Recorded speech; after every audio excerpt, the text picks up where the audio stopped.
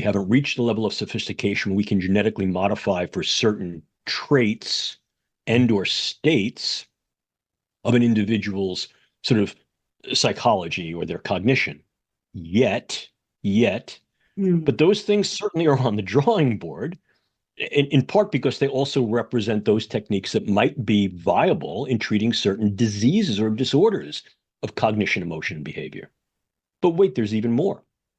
We can then go to the level of nanoscalar engineering and create devices that can be imported to the brain, if you will, implanted in the brain, utilizing very, very non-invasive or non-surgical techniques and technologies. This is the goal of a current ongoing project here in the United States. It's headed up by the Defense Advanced Research Project Agency, DARPA. It's called the N-Cubed program. N-Cubed being an acronym for Next Generation Non-Invasive Neuromodulation. It is, to my view, one of the most exciting brain science projects that I've seen evolve over the past 40 years. Because what it essentially does is allows the capability to introduce vast arrays of sensing and transmitting electrodes into the brain space without the need for neurosurgery. However, that's a huge Pandora's jar. I mean, what you're now doing is you're introducing electrodes into the brain capable of reading information from the living brain and writing information into the living brain in real time, remotely. And I don't care how you twist this around, shake this, or massage that. If we consider the functions of the living brain to be this thing that we call mind, that is mind reading and mind control. The question then is, what shall we do with this? Let me be very, very clear. There's absolutely nothing about the Neuralink device that represents anything technologically novel. In fact, in many ways, the Neuralink device itself is several orders of magnitude below the capability of the most sophisticated clinically utilized brain implant devices that are currently available for the medical market. What is different, however, about the Neuralink device are three things. And I think these portend some very interesting issues. Interesting, much the way our Chinese colleagues would talk about interesting as being both a blessing and a curse. And the third point that then raises some concern is whether or not the Neuralink device and Elon Musk, based upon his entrepreneurial spirit, is actually entertaining, if not fostering, what is soon to become an international market for neuromedical tourism. But you don't want to be a Pollyanna. Let's not be naive. Limits are always transgressed. They're either transgressed in those ways that work within the parameters of limitations themselves. In other words, they find hooks, loopholes, or there are those that simply don't care for whatever reason. And as a result, things occur outside the limits, which is something we need to be equally prepared for. Okay, now we're encouraging medical tourism. You want Neuralink? Go to country X because they'll give you Neuralink. They'll implant it and they'll provide you with the necessary soft and hardware. But then we also have to consider what that then does to the global bioeconomy, and also what are the levels of quality control that are now being utilized and implemented with not only the implantation of Neuralink, but where the data that Neuralink is collecting and what data Neuralink is able to then provide back into that living brain are being custodialized. In other words, who's got the keys to the cognitive kingdom here? Now you get into a whole bunch of other potential issues, not least of which is quality control and public health, but you're also getting involved with some issues of what may be biosecurity, biopower, bioinfluence. And this opens up, as I said, a proverbial Pandora's jar. All of these things need to at least be addressed directly and explicitly as we recognize this technology being realized ever more capably on the global stage. But even those what we've considered to be viable uses are laden with ethical and legal issues, each of which need to be considered before, during, and even after these things are developed. These things are not yet developed. You can already hear what your audience is saying. Wait a minute. This is DARPA, and the D in DARPA stands for Darth Vader, so they're already dropping these things in people's heads. I'm here to tell you, to the best of my knowledge, these things are not being dropped into people's heads. These things aren't being made into little aerosols you can then spray into a room, and now everyone has these electrodes. The government is controlling their brain. But is that possible? Would that be possible? Yes. Which is why I don't discourage what I will call collective or public concern. Mm-hmm. But what I do encourage is to avoid neuro nonsense. Let's be very, very concerned about the actual capabilities that science and technology possess, inclusive of their evolution over the next 5 years. Let's be really concerned about that. Let's be concerned to the point of who's controlling the technology. Is it being commercialized? How is it being commercialized? And all the issues that go along with that. Let's not sort of forego the idea of worrying about the rain and the possibility of a real storm by confusing ourselves as saying the sky is falling.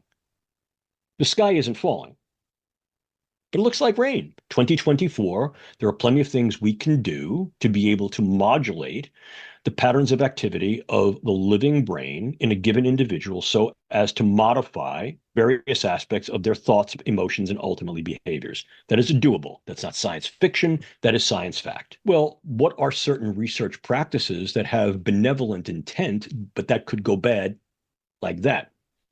Case in point, something like gain of function research that, as I'm sure you and all of your listeners now know, was at least contributory in part to the possibility of developing the form of the SARS virus that ultimately led to COVID.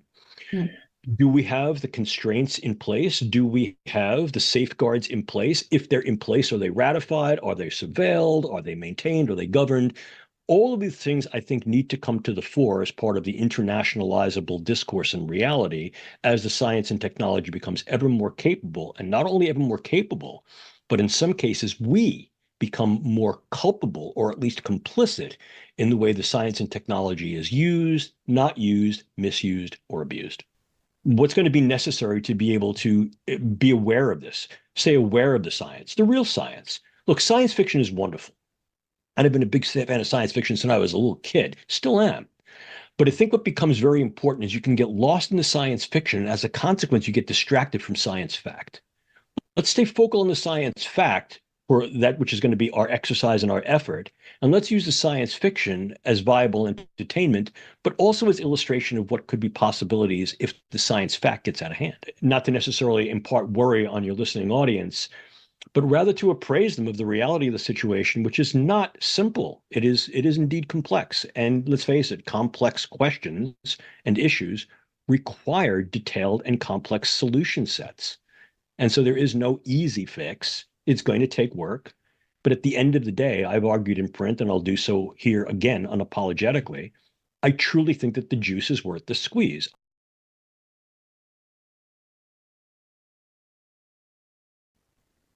Welcome everybody to Health Alliance Australia. My name is Jenny Rose Anschwather, and I'm here with Professor James Giordano. Health Alliance Australia is the leading health advocacy organisation in Australia, greatly concerned about the weaponisation of medicine and science for political power and harm. We are dedicated to honouring bodily autonomy and well-informed health choices. We provide health information on our website, healthallianceaustralia.org, and through our podcast. You can subscribe to our newsletter, donate or join as a member.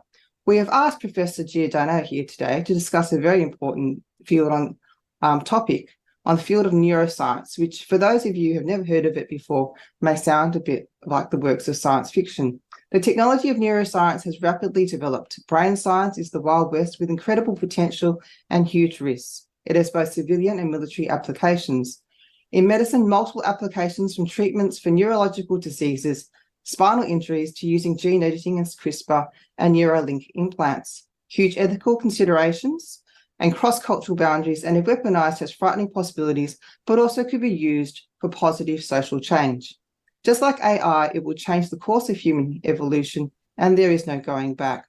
The question, if not, if we can do it, but should we, and who decides that?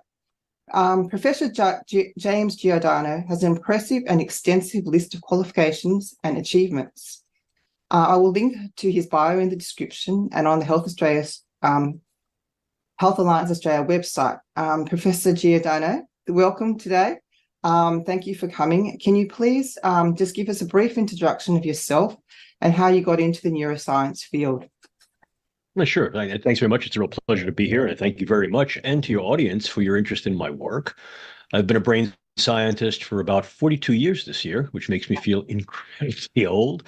I'm currently the Pellegrino Center Professor of the Departments of Neurology and Biochemistry at Georgetown University Medical Center in Washington, D.C., where I also head up the Neuroethics Studies program as part of the Pellegrino Center for Clinical Bioethics, and also serve as co-director of our program in brain science and global health policy and law. As well, I work with a number of governments worldwide, mostly NATO governments, as well as Japanese government, to be able to advise in certain areas of the use of brain science, obviously in biomedicine, for social welfare and public health, but also to counsel on the possibility, as you very well pointed out, that the brain sciences, like so many other domains of science and technology, do have the potential to be used for, if not capricious means, in other ways that might be nefarious intent. And so I think if we just take your introduction earlier and just kind of flip that around, it becomes far more relevant. I mean, the intent of developing and utilizing neuroscience and its technologies is towards the low-hanging fruit of being able to offer relative goods to humans, to better the human predicament of disease, injury, suffering illness, and even those predicaments whereby we find ourselves somewhat constrained by certain things that may be congenital or simply as a consequence of our lifespan and finitude. As well, I mean, I think there are plenty of things that could be offered that can then provide optimization in key areas, not only to facilitate our survival, which is certainly primary, it's the low-hanging fruit, if you will, of biomedicine, but also to advance our flourishing. I mean, how good is good? Is it just that we prevent, for example, our own decrement and demise, or should we be better at the things we do? We're tool users, and we use those tools to make ourselves better in a variety of different ways.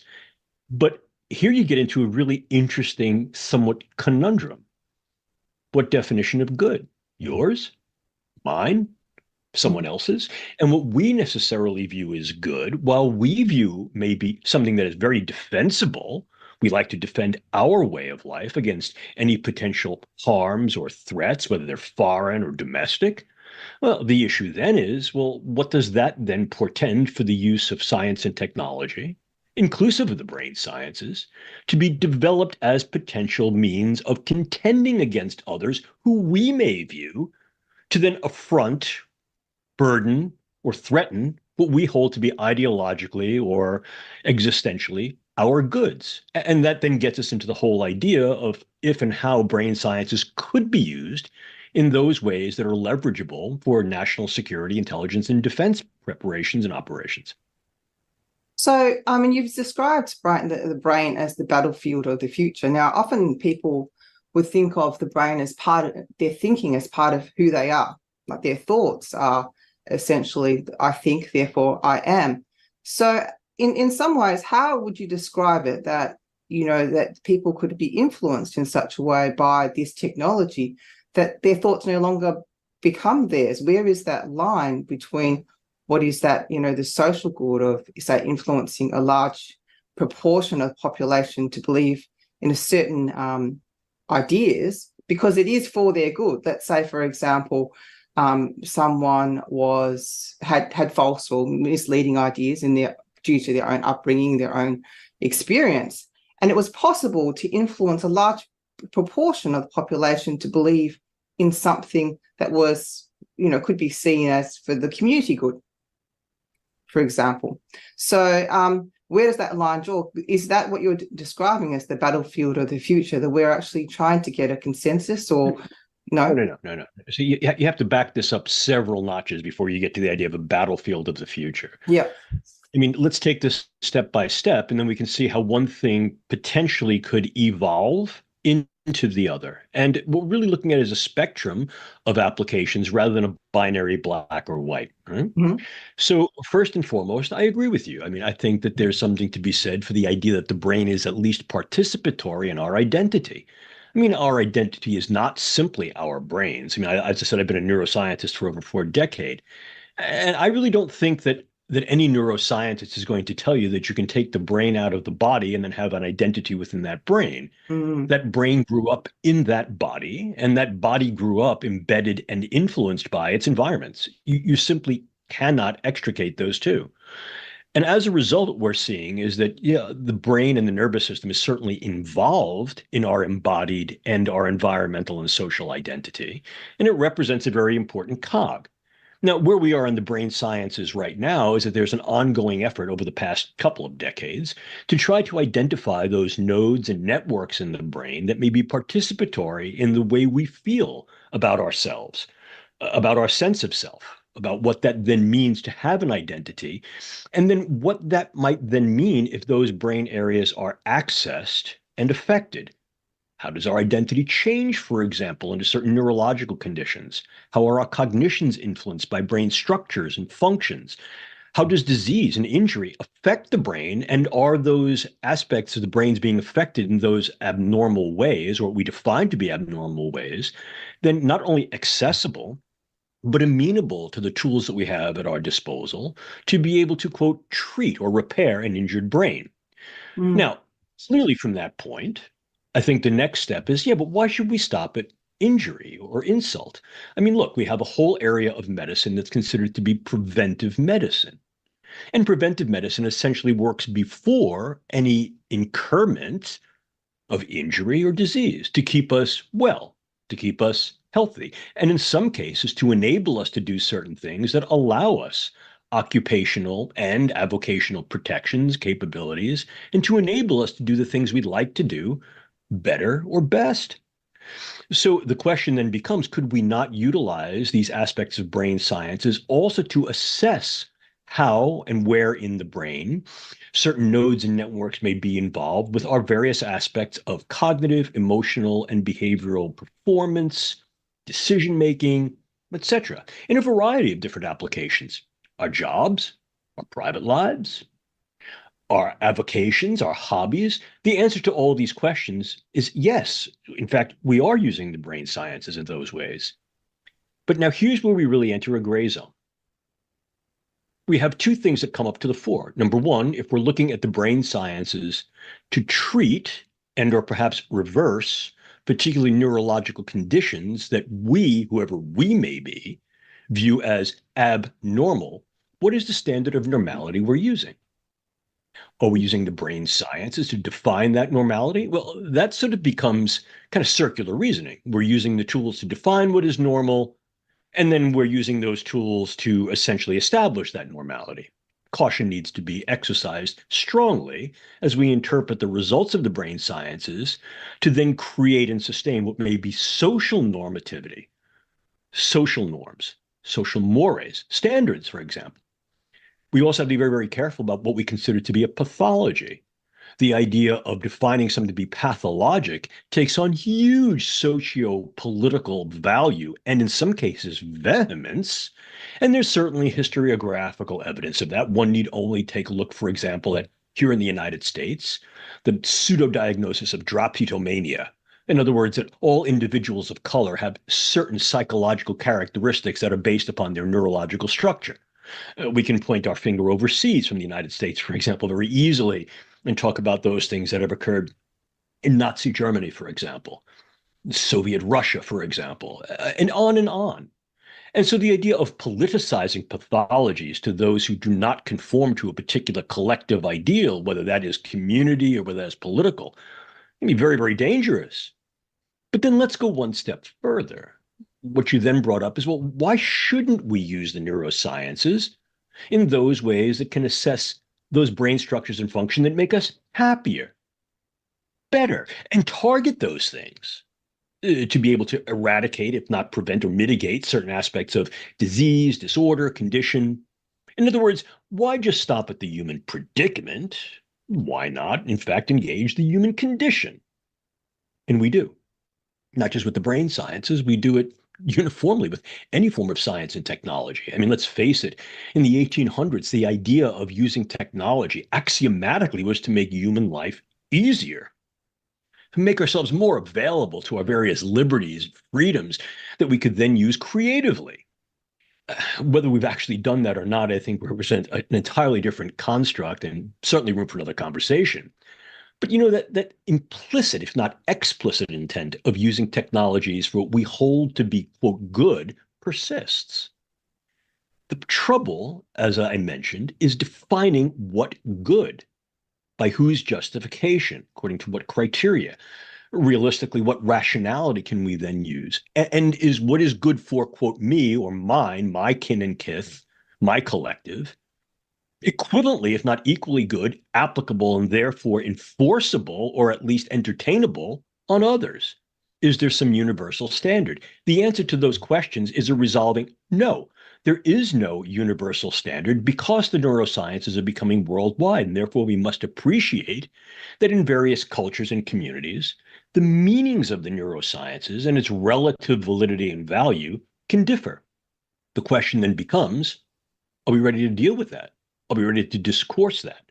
Are we ready to engage in the appropriate dialectic that may not necessarily allow for uniformity, but certainly encourages something that's synthetic?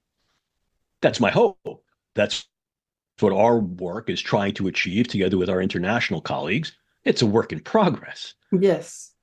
And I guess that would be, a convergence of culture in some ways, if this is what the aim is. I mean, how can you, if you've got cultures that are very collective, so they may choose to use brain science in a way that would encourage more, uniform thinking, whereas in the West, we value a lot of Western ideas of individuality. So how does that fit in when, for example, what you're talking about here is if we are we talking about increasing the IQ of people? Like if for example, they're born, they might have had some sort of injury during the birth.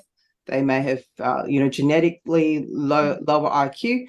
Is the desire for brain science to make everyone uniformly the same, or continue to upgrade essentially like you would upgrade a computer, the human brain? And where does that go? And if various countries are all competing economically and socially on those parameters, then there is no limit. There is no upper limit for what people will want to achieve with brain science. Well, yes and no. I mean, I think that what you very well described are the regnant anxieties, right? The possibilities of what could be. But let's back that up a step if we could. It's not a slippery slope. It's a slope, without a doubt, but a slippery slope is one that is unmitigable. And I think that there are means and I think there are methods of mitigation, not least of which is discourse. And not just discourse, but as I said earlier, dialectic, where you have position A and you have position B. And what is necessarily viable, value, and defensible for position A, given position A's norms, values, standards, histories, may not necessarily comport with position B. And that may be fine if we can maintain those things in A within A and maintain those things within B. In other words, what I'll call intracultural or intra-sociocultural use of the brain sciences. But the reality is that we live in an ever more globalized world. And what I mean by globalized is exchange of ideas, information, capabilities, sometimes cooperatively, very often competitively, and sometimes that competition can lead to combatively. The question then becomes, what is that measure of cooperative competition, referred to colloquially as coopetition, a real term that affords certain interrelations and dependencies and checks and balances, but that also affords particular liberties within sociocultures to exercise and entertain their values, but do so in ways that are not necessarily infringing upon and or intruding upon those of others. Is there a universal good? I think that's debatable. Are there, however, capabilities and methods by which collectives can come together within their operational spheres and milieu to define what is acceptable or non-acceptable, given those constraints and parameters of interaction? Yes, absolutely. And here I laud some of the very impressive work that was done a few years ago by the Organization for Economic Cooperation and Development, as you know, an international organization that has offices both in Paris, France, and in the United States. And they brought together, literally in roundtable discussion, very dialectically, individuals from across the globe in a variety of different cultures, not only exclusive to, quote, the West, as it used to be called, but also a number of Asian cultures. The reason being is that neuroscience is increasingly a multinational enterprise. And as such, the histories, the narratives, the values of those various cultures need to be appreciated, I think, respected, and therefore responded to in those ways that bring them together as part of that collective, that global collective of neuroscientific capability. So I'm optimistically guarded that the possibilities exist for this reality to occur. But I think, as with anything, there are always going to be tripping hazards. And as a consequence of those tripping hazards, various tipping points that could then take the discourse, the dialectic, and the direction in those ways that become somewhat more problematic rather than promising. So, what are the tools that we currently have with neuroscience in order to augment or change and alter the brain? Like, what currently do we, where does the science actually stand right now at the moment? Yeah, it's a great question. I mean, so literally, we're going to be almost grounded to this point of time because interestingly, what we find is that the brain sciences and its technologies evolve pretty quickly. Mm. It used to be that this pattern of evolution, if you will, that goes from concept to a usable construct, in other words, it goes from thought to tool, took somewhere between 15 and 20 years, no longer. I mean, realistically, the capability of utilizing big data together with machine learning, together with the ability to utilize what's now known as integrative scientific convergence, where a variety of the physical, natural, life, and even social sciences come together to address and solve problems, has really created something of an omnibus of capability that has now shortened the time course between idea and reality. So now what we're really looking at is an evolution somewhere between 48 to 60 calendar months within the brain sciences for a concept to become construct, for it to become a tool, if you will. And I think one of the ways we're seeing this is when we're looking towards various aspects of neuroscience that then become developmental towards various technologies and how the technologies then enable science. So what you're seeing is an interesting reciprocity between the tools we have and the theories we have. In some cases, the tools allow us to develop certain theories and develop our knowledge and insight. We come to the limits of that knowledge and insight, and then we have the need to develop new, more capable tools. And then very often with the tools we have at hand, we develop new tasks. In other words, we have the tools. Let's dig deeper into what these task spaces are, these task capabilities are. That said, in general, we can take a look at the neurosciences and neurotechnologies and categorize them into three interactive domains. There are the neuroscientific and technological capabilities for assessing the brain. These include things like electroencephalography, various forms of neuroimaging, in their variant forms that are increasingly being used in ways that are co-registered. In other words, taken together rather than just using one technique or the other. We can couple that to various forms of genomic and genetic and proteomic assessment, the use of various biomarkers that are correlative. And what are we using these things to do? Essentially, we're using these to there's no way around it, map those neurological structures on a variety of levels, from the things that are the cellular to the systemic in the brain and within the body, that are contributory, if not operative, in various patterns of our thought, our feelings, and our behaviors. Well, mapping is one thing. And what do we use maps for? Well, we know what we use maps for. We use maps to get somewhere. What are we looking to get? We're looking to get into those targets and affect those targets in viable ways. Understanding how those various brain targets at a variety of levels, in some cases structural, in other cases functional, in all cases interactively, are affected by disease, injury, are involved in our various patterns of thought, feeling, and actions and behaviors. And then what that means individually and collectively, and then to affect those in ways that decrease the burden of injury, disease, various conditions, that can increase our various capabilities of thought, emotion, and activity.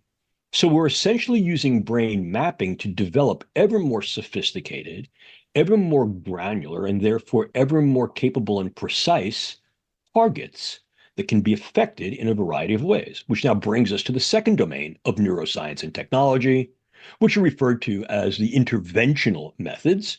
And these include things such as drugs that are becoming ever more sophisticated, ever more specific and precise, because the more we know about the brain and what constitutes the brain on a variety of levels, from the subcellular all the way to the systemic, the more, in fact, we can create interventions that are capable, that go from the cellular to the social, from the individual to the international, if you will. Our drugs are becoming far more selective, not only in terms of what they can do pharmacologically, but also in terms of the pharmaceutics. In other words, how we are getting drugs into the brain compartment in ways that are far more sharp shot rather than buckshot, which allows for a much greater level of precision and personalization in what the effects are and in the diminution of what might be side effects or unwanted effects. We're also utilizing a whole host of various devices that utilize low-level electrical current that can be applied to the surface of the head. These are called the transcranial electrical and magnetic stimulatory neuromodulatory capabilities and technologies. We're also utilizing certain things that access those nerve systems that occur in the spinal cord, go up to the brain, for example, vagal nerve stimulation and peripheral nerve stimulation. And of course, we're also then engaging a far more sophisticated and very, very precise form of targeting, which is known as deep brain stimulation. In other words, indwelling placement of microelectrodes within the brain structure to be able to target and modify the activity of very, very precise nodes and therefore networks of the brain in directional ways. Now, of course, this is a capability that has been available literally for decades. Deep brain stimulation, indwelling brain stimulation has had a fairly rich 25-year plus history. And much of the work that we're doing with our international colleagues as part of the deep brain stimulation think tank has, in fact, pioneered those techniques. They become very, very sophisticated, much more detailed, smaller, more compact, and ever more capable, not only in their compactness, but also in their range of competence in terms of what the actual electrodes are capable of doing, the programmability of those electrodes, open and closed loop systems, and how we model the biophysics of where we target in the brain to be very, very accurate. Do they have potential side effects? Everything has potential side effects. Mm. Are these side effects mitigable? Yes, absolutely. Are we also incurring certain problems within the social and or healthcare administrations as to who gets these goodies and why? Yeah, without a doubt. And I must tell you, we're also seeing the advent of certain other techniques and technologies, as you alluded to earlier. The use of gene editing techniques allow now for in vivo, real-time modification of brain genomes, of the genetic capabilities of certain brain cells that then would differentially allow the expression or non-expression of certain disease types, as well as cell types, systems types. These can be directional as well. We haven't reached the level of sophistication where we can genetically modify for certain traits and or states of an individual's sort of psychology or their cognition yet. But those things certainly are on the drawing board, in part because they also represent those techniques that might be viable in treating certain diseases or disorders of cognition, emotion, and behavior. But wait, there's even more. We can then go to the level of nanoscalar engineering and create devices that can be imported to the brain, if you will, implanted in the brain, utilizing very, very non-invasive or non-surgical techniques and technologies. This is the goal of a current ongoing project here in the United States. It's headed up by the Defense Advanced Research Project Agency, DARPA. It's called the N-Cubed program. N-Cubed being an acronym for Next Generation Non-Invasive Neuromodulation. It is, to my view, one of the most exciting brain science projects that I've seen evolve over the past 40 years. Because what it essentially does is allows the capability to introduce vast arrays of sensing and transmitting electrodes into the brain space without the need for neurosurgery. However, that's a huge Pandora's jar. I mean, what you're now doing is you're introducing electrodes into the brain